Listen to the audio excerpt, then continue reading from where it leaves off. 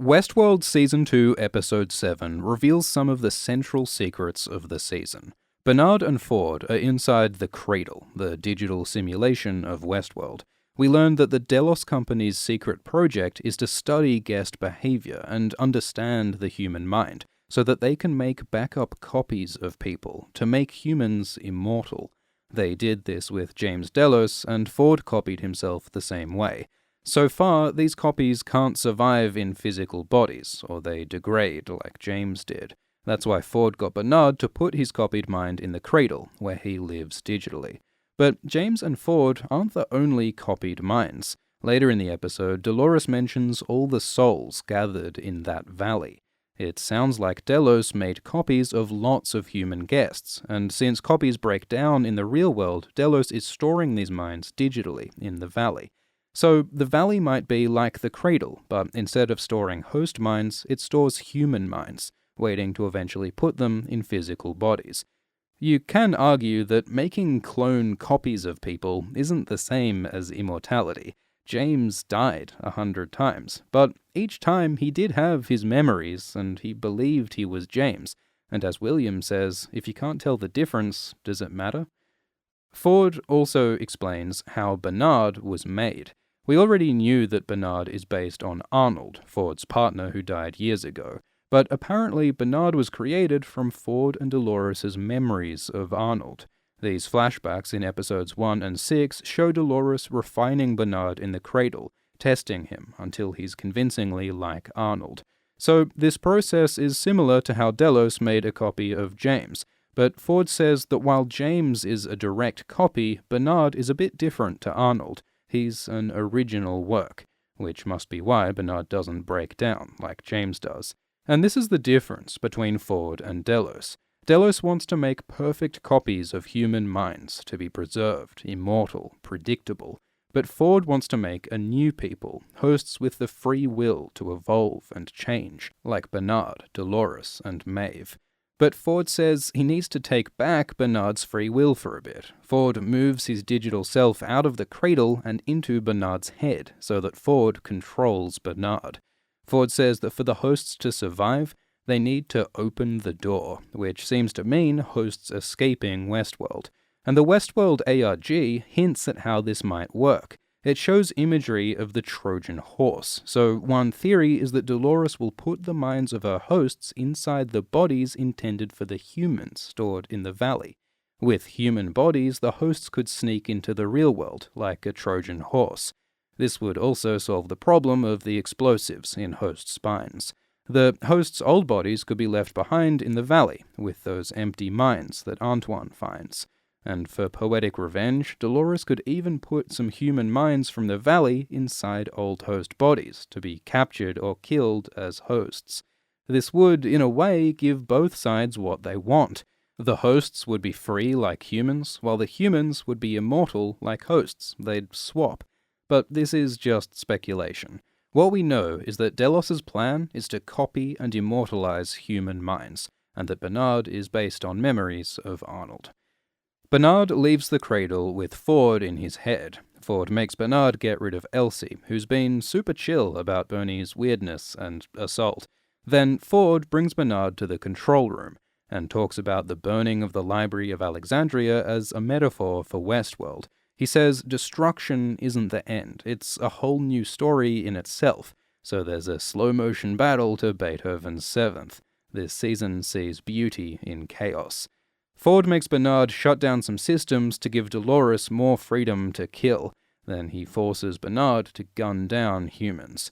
So, Ford's plan is the same as it's been since Season 1. He wants to help the hosts beat humanity and become free. But while he speaks of freedom, he still controls Bernard. Ford dramatically died last season, but he's still hanging around, like a Force ghost or a 30-year-old at a college party. Why doesn't he let go? Ford spoke earlier about God reveling in his creation, meaning Ford wants to enjoy the world he created before it ends and he dies. Dolores attacks the Mesa Hub. She's come for Peter Abernathy, because he's her host father, and because his brain contains a decryption key for the Delos project. Maybe it unlocks the Valley Beyond. Fighting against Dolores are human soldiers. They wear haptic vests that connect to the host's mesh network and vibrate when hosts are nearby, like a robot radar.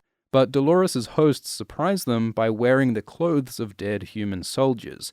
This human disguise might foreshadow Dolores' hosts using human bodies to escape Westworld.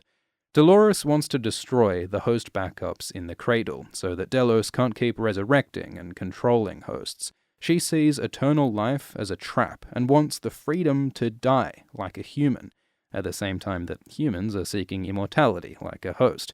So Angela seduces a soldier whose thirst is stronger than his will to live. Angela says she was built to please men. She used the same moves on William and Logan. But now Angela uses her body for her own purpose. She nicks a grenade and blows up the Cradle, sacrificing herself to make the hosts mortal, irreplaceable, and free. Of course, killing all the backup hosts that live in the Cradle raises big ethical problems, but welcome to Westworld. Clementine's shot down. Teddy 2.0 kills Coughlin, and Dolores confronts Charlotte, before finally reuniting with Peter. She wants to save him and to extract the key from his head, but in the end she can't have both, so she rips the brain from her father's head, apparently killing him. So just like with reprogramming Teddy, Dolores sacrifices the people she loves for the sake of her war. Hopefully the bloodshed will be worth it. William and Maeve both run from Ghost Nation and meet in a homestead.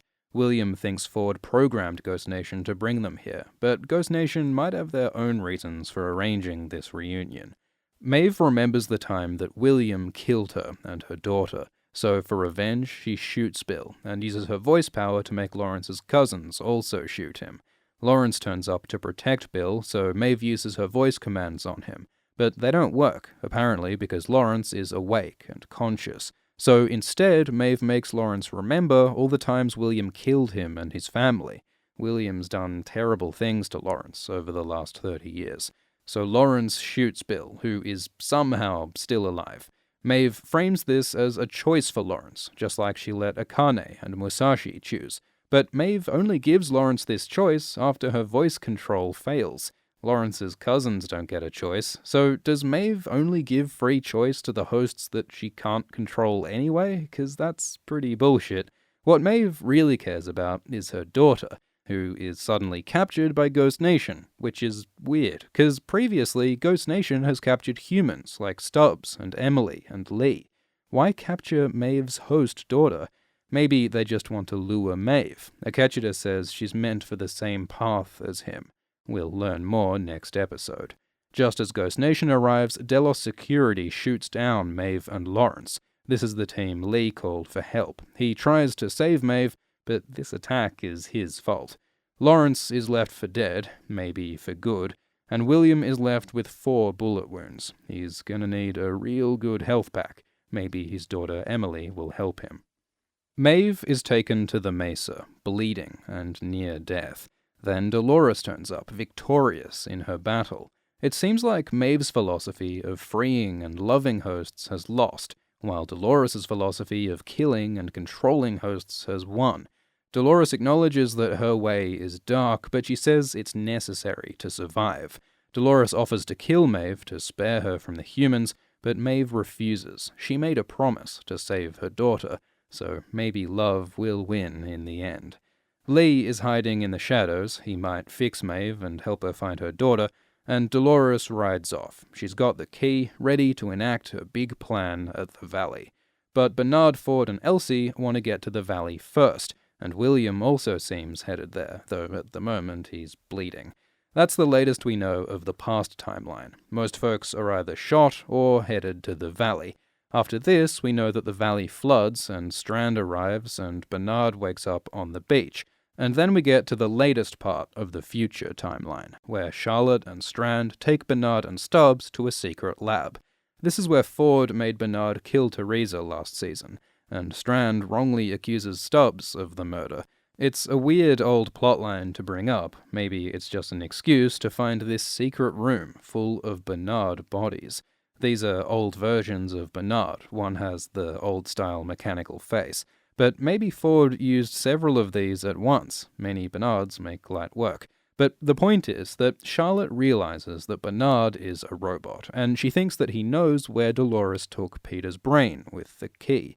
So Charlotte tortures Bernard with a digital simulation of waterboarding. Delos has a whole library of virtual tortures for hosts.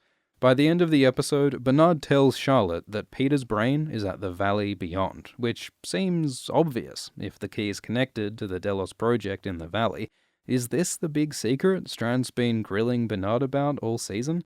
Strand and Bernard were just at the valley in episode 1, so now they're going back. Also, there's this flashback of Bernard picking up Peter's brain, and it's not clear where and when this happens. So the future timeline is still mysterious. We don't even know what's happening in Bernard's head. Is Ford still in there, controlling him? Why is his mind so fragmented? And did Bernard really kill all these hosts? We'll finally get answers in the valley. So, the pieces are in place for the season's endgame. Dolores is ruthlessly killing her foes and her friends to win her war against humans.